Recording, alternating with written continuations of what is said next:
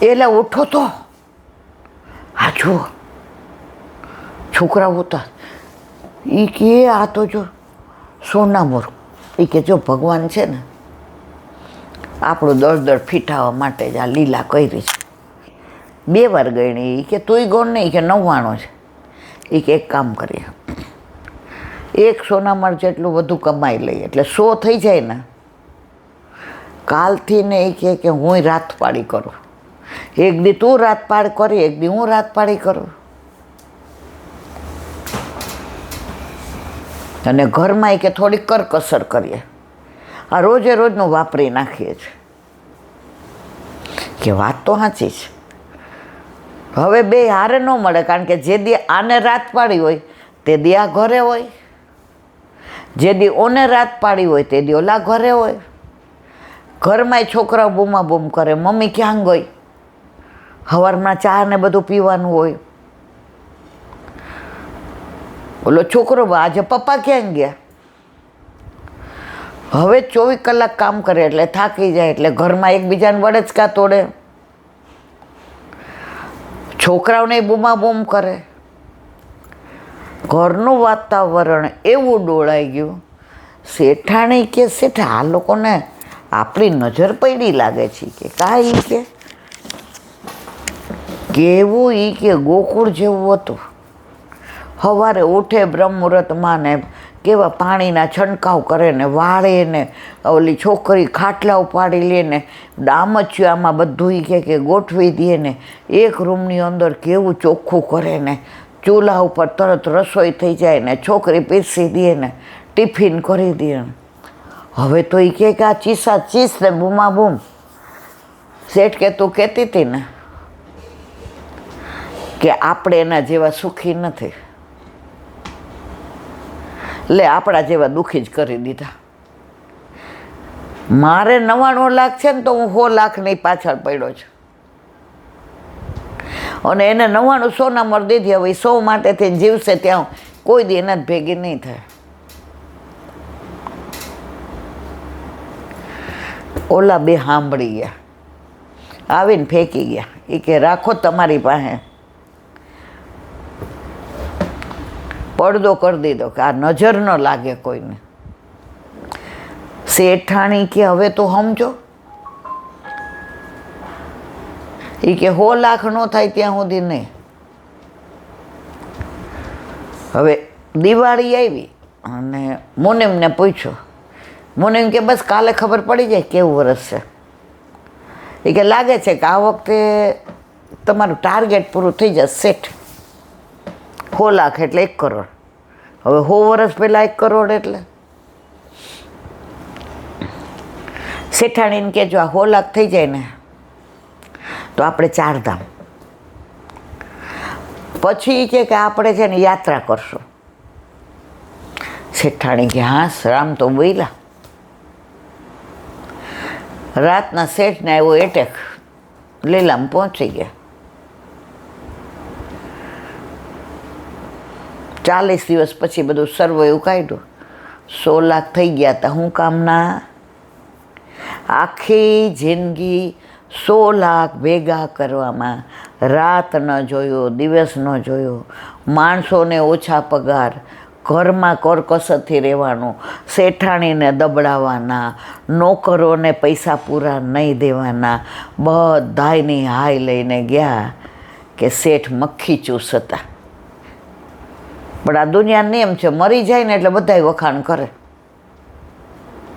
મરી જાય એટલે બધાય વખાણ કરે. ઓલું આવ્યું હતું ને એ કે મરી જાય એટલે બધાય બેસવા આવે. એ કે જેવતા બેસવા આવતા હોત ને તો આ મારું બેસણું વહેલું ન આવત. આ એકલો પડી ગયો ને એમાં જ આ બધું. તો આપણી દશા આ જ છે બધાયની અત્યારે. આ 99માંથી 100 કરવામાં ક્યારે જિંદગી પૂરી થઈ જાય છે. જિંદગી માણવા માટે, જિંદગી જાણવા માટે, પણ પ્રભુ સહિત. જો ઠાકોરજી ઘરમાં બિરાજતા હોય ને તો દ્રવ્ય તો કમાય છે, પણ મારા પ્રભુને લાડ લડાવવા. એક વૈષ્ણવ હતા ને એને પિક્ચરનો બહુ શોખ. હવે નાનપણમાં ઠાકોરજી પુષ્ટ કરાવી લીધા. તો એ જમાનામાં તો આ ગુજરાતી પિક્ચર ઓલા સોન કંસારીને, ભાદર તારા વેતા પાણીને, અખંડ સૌભાગ્યવતીને, સંત ગ્યારેશ્વર ને, રાજા હરિશ્ચંદ્રને. એટલે આ તો મેં સાંભળેલી વાત છે. હવે ઠાકોરજી પુષ્ટ કરાવ્યા, એટલા લાડ કરાવે પ્રભુને, અને પૈસોય ભગવાને એટલો આપ્યો હતો. ઠાકોરજીને રોજ એટલી વેરાયટી, રોજ ફીકું ને એવા વસ્ત્ર ને આભૂષણ ને, અને હાથે બધું કરે, ગાદી ને તકિયા ને શ્રૃંગાર ને બધું. ઠાકોરજીમાં કોઈનો સ્પર્શ કરેલું આટલું નહીં. હવે નવું પિક્ચર આવે ને હળવળ થાય. હવે એના સાસુ સસરા ગામડે રહેતા હતા, અને એ મને લાગે રાજકોટ કે અમદાવાદ કે ગામનું નામ યાદ નથી. એટલે એના વરને કે એનું વર કે આનું કરવું હું.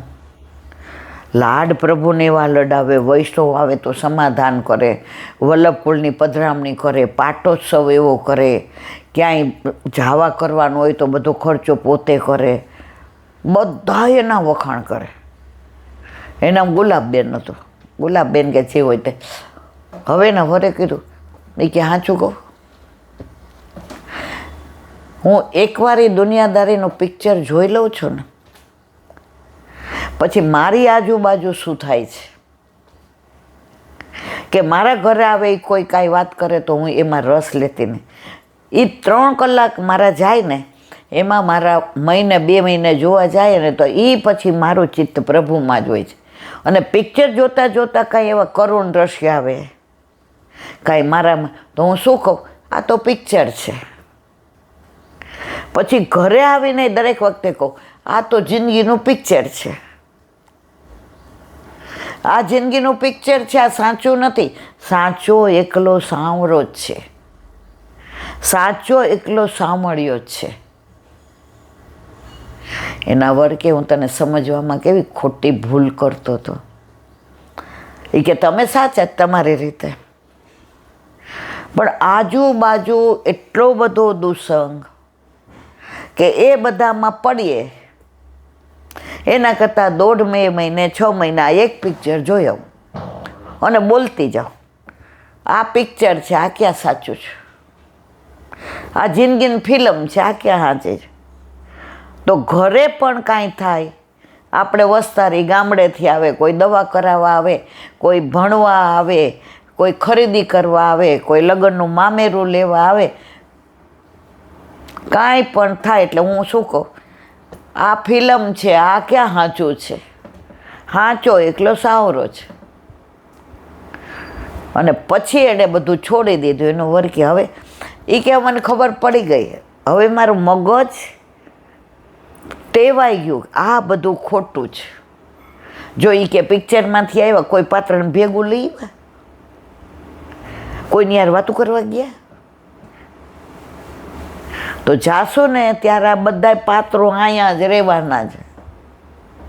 આ નહીં ભેગા આવે. આ શેઠ શેઠાણીએ કર્યા 100 લાખ લ્યો. ઘણા એમ કે રિટાયર્ડ થઈ જાય નીલાબેન એટલે આપણે આ જ કામ છે. બરાબર છે મારવાલા. જો ભાંગું ટોયટું વાસણ હોય ને એ ગુજરીમાં જાય. રાજકોટમાં ગુજરી છે, એટલે મોટી હવેલીએ જઈએ દરબારગઢની તો વચ્ચે ગુજરીમાંથી જ જવાય. અને મને એ રસ્તો બહુ ગમે, રિક્ષાવાળો ના પડે, આપણી ગાડી ન જાય, ત્યાં ઉતરી જઈએ, પછી હાલતા જાય તો ગુજરીને 2-4 દુકાન જોઈ જ લો. મને મારું બચપણ ને એ બધું યાદ આવે. તો ગુજરીવાળા ભાવ શું આપે તમને, જે વસ્તુ તમે 100 રૂપિયાને લાવ્યા એ 3 રૂપિયા આપે. એમ બચપનમાં આપણને ખબર નથી ભક્તિ શું કહેવાય, ભગવાન શું કહેવાય. યુવાનીમાં આપણામાં એક ખુમારી હોય, એક ઉમંગ હોય, એક આનંદ હોય, એક ઉત્સાહ હોય, અને ત્યારે પ્રભુને પુષ્ટ કરાવીએ તો ઠાકોરજીને આપણી સાથે આનંદ આવે અને આપણને ઠાકોરજી સાથે આપણે દોડી શકીએ, મનોરથ કરી શકીએ, પ્રભુને વિધવિધ સામગ્રી ધરાવી શકીએ, પ્રભુના કીર્તન કરી શકીએ, 5 વૈષ્ણવને મુઠ્ઠી મગનો મનોરથ કરી અત્યારે આપણે બેસો કરી શકીએ. ભલે બધા જ સારા હોય પણ આપણે બે તો ન કરી શકીએ ને કાંઈ.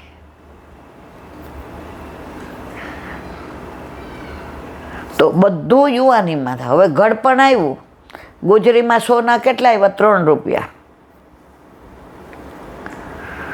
હવે તમે પ્રેસ ચલાવતા, હું જોબ કરતી હતી, અત્યારે મને કોઈ 100 રૂપિયા મરચાં ખાંડવા રાખે? ઊભાઈ ન રહેવા દે. તો રિટાયર્ડ થાય પછી પ્રભુ કે આ ગુજરીમાં જ મારે બધું. યુવાનીમાં ટેવાઈ જશો ને પછી પ્રભુ વિના ચાલશે ને. એટલે ઘણા એમ કે હવે ઇલાબેન હવે નવરા થાય ને, નવરા થાય પછી પ્રભુ માટે આ શેઠ નવરા થયા, હો થઈ ગયા. મુનિ મેં કહ્યું શેઠાણીને, શેઠ વયા ગયા, હો કરતા ગયા. શેઠાણી કે બધોય ધર્મશાળા ને કૂવા ખોદાવો ને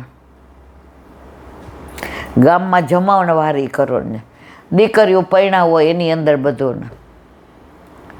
એ તો શેઠાણી શેઠ જેવા નહોતા ને, તો એ કે હવે 101 કરો. તો જિંદગી આવી જ મારા વાલા. 100 પૂરું કરવામાં આપણે 100એ પહોંચી જાય ને ભગવાન કે હાલો હવે તમારો ટાઈમ થઈ ગયો.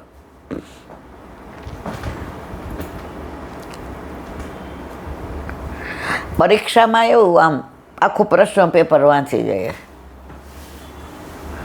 હવે તૈયારી કરી હોય ને એ પહેલાં લખી નાખે,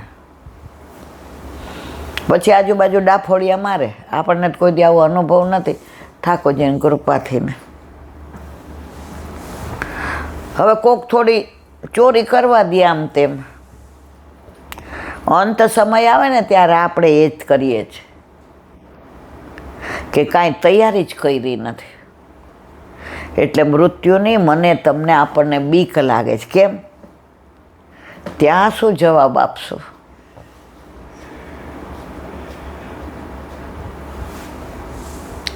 ત્યાં જવાબ નહીં માગે, એને બધી ખબર છે.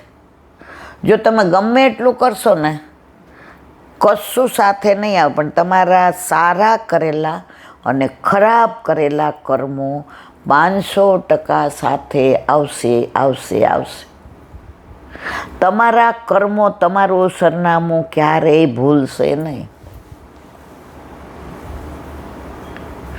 બાળપણને જવાનીમાં અડધું ગયું, હવે બાકી છે એમાં દ્યો ધ્યાન, જીવન થોડું રહ્યું.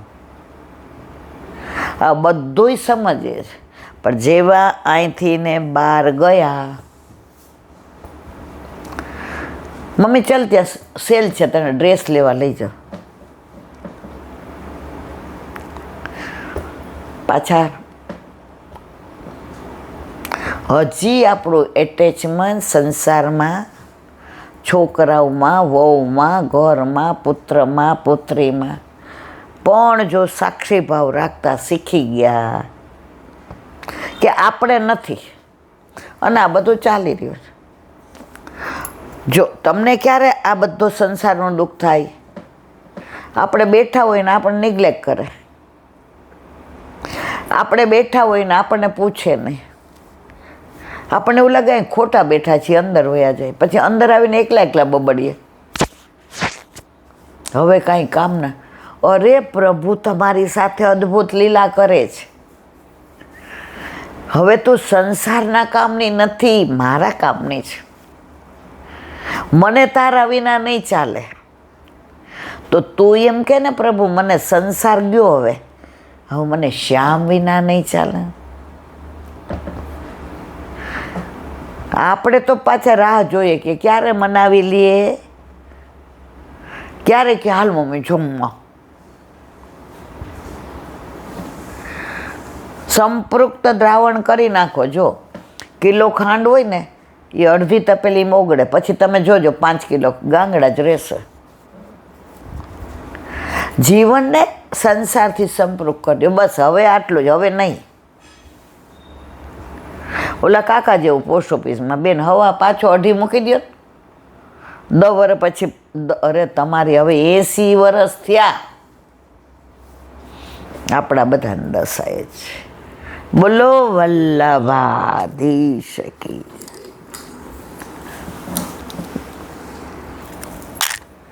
વલ્લભાધીશ કી. ભાગવત ભગવાન કી. દસમ સ્કંદ કૃષ્ણ તત્વ. પૂજ્ય જીજીના ચરણારવિંદમાં દંડવત પ્રણામ.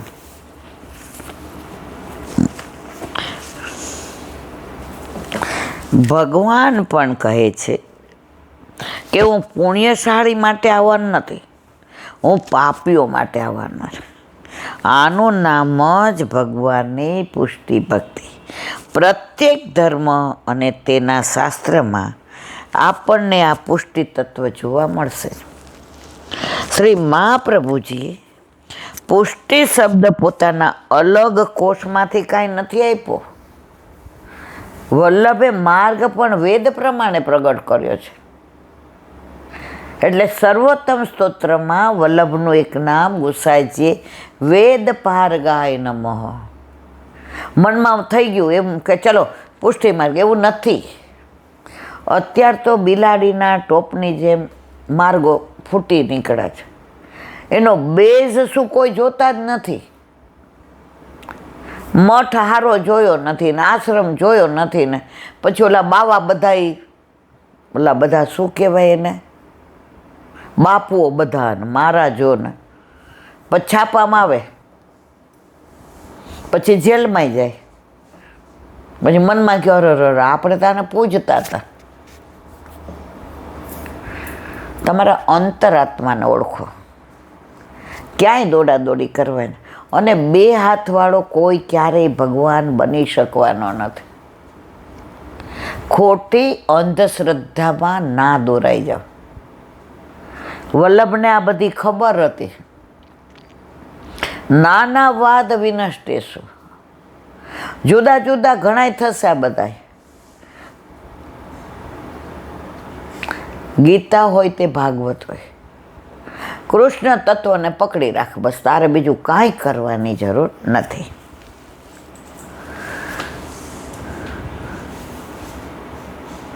તે સનાતન સત્ય છે. કૃપા નામનું તત્વ જુદા જુદા આકાર કે વિકારમાં આપણા વ્યવહારમાં રહેલું. ભગવાન શ્રી કૃષ્ણના રોમ રોમમાં આ કૃપા તત્વ ભરપૂર ભર્યું. ઠાકોરજીનો સ્વભાવ છે કૃપા કરવાનો. એ કે મારા પ્રભુને આમ 2 ભૂલકણા. એ કે પ્રભુ કૃપા કરીને ભૂલી જાય અને હું પાપ કરીને ભૂલી જાઉં. અમે 2 હરખા. બેન આમાં હરખા નથી. તમે પાપના પોટલા બાંધો છો, પણ પ્રભુ તો કૃપા કરવાનું ચાલુ જ રાખે છે.